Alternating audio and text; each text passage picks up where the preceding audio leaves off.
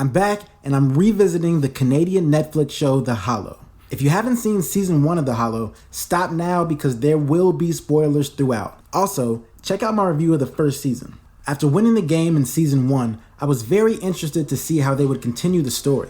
After all, the game is over, so what's left? Season 2 starts with the main cast waking up in their rooms after winning the Hollow at the end of season 1. But it turns out, they aren't really in their homes. They're in a Hollow simulated version of their homes. At the end of the last season, we saw the real cast on the stage of the game show. But now we see them somehow back in the Hollow. The team is now on a quest to figure out what's going on and how they can get out of the game. The writers deserve some praise for the level of forethought here. In season 1, the game starts to glitch halfway through, and by the end, it's gotten really bad. When the show ended, I was wondering what the fuck that was all about, and I even criticized it as a pointless distraction. But now we find out that the glitch is related to the problem they're facing in season 2, and it's related to that eye flash real Vanessa throws Kai before the credits roll. Oh, and I don't like Vanessa. She fucks up everybody's life and then just pouts about it and acts extra emo for the entire season until Kai simps for her and wants everyone to forgive her.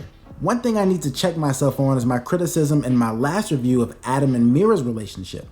I criticized the writers for taking a lot of time to build up this would-be relationship between them, only to have Adam deny her in the end.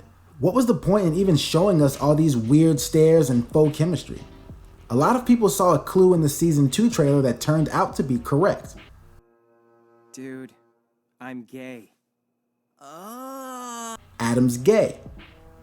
Slightly in my defense, however, why did we need to wait until season 2 to learn this? If a dude kissed me, I wouldn't pretend the reason I didn't like him was just because I wasn't into him specifically. It's because I'm straight. I feel like I would have made that very clear.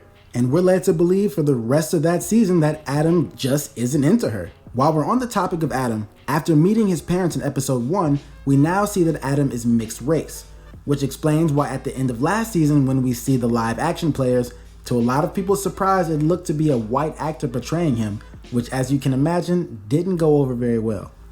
There are some really interesting choices made in this new season.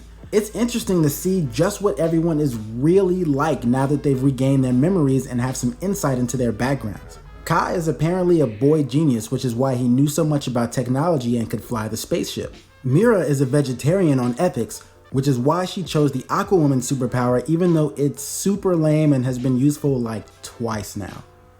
I was also shocked by the revelation that the people we see on screen are not the same characters as before, but they are in fact digital copies illegally created with their memories. I wasn't expecting this kind of altered carbon theme to be brought up here. Existentialism isn't so weird a topic in media, but in a cartoon like this, I wasn't expecting it at all. It opens the door for all kinds of things in season 3, which as of now has yet to be confirmed. Another huge improvement over season 1 is Kai. I hated him before, but now I just kinda nothing him. He's still not a good character, but if I saw this Kai in season 1, I would have given it a much more positive review. He even gets more screen time in this one, but just isn't so annoying. They realized that he wasn't the comic relief they wanted him to be and cut out a lot of those annoying jokes. Adam, getting kinda impossible to see, huh? Said the kid with the torch hands. Oh, right.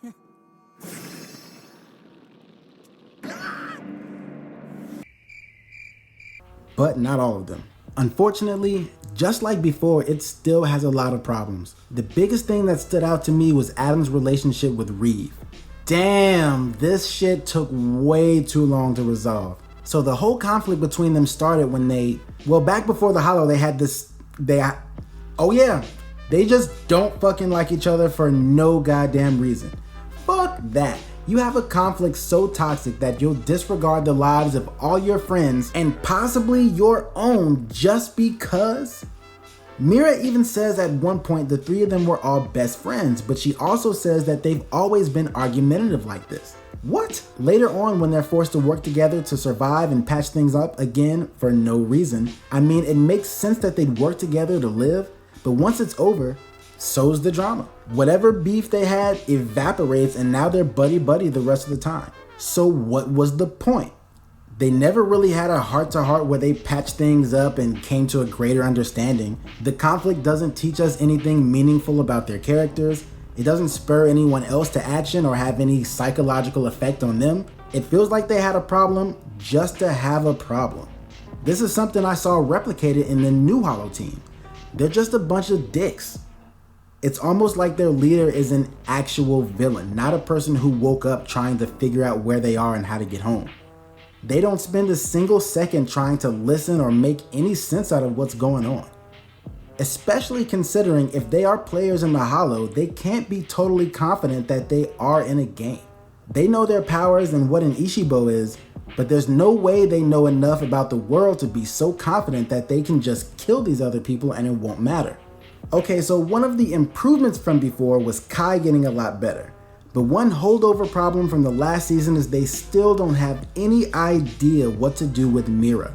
Her main role in this season is to mediate Adam and Reeve's pointless arguments, but she never successfully does that. So again, what's the point?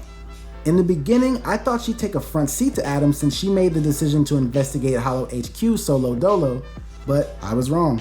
Even though there are things I still don't like, overall I'd say Season 2 improves over Season 1. Cutting back on the fight scenes in favor of more emotional and relationship issues was a good choice.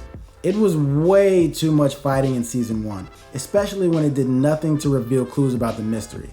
Season 2 raises the stakes in a way I didn't think they would when Skeet is killed in the snail attack, and being that he and Mira have long been friends since preschool even, she's really messed up by it.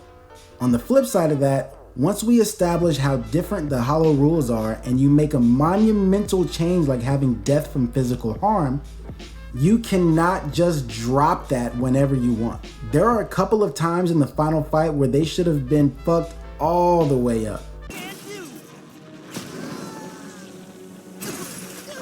What, so he just straight after that? Like he's not even sore, it's just cool? Still, it seems like it's heading in a more complicated and mature direction from here on out. And if it gets picked up for a Season 3, I'll be tuning in. I love you, but we really gotta go right now. Fine, it was fun while it lasted.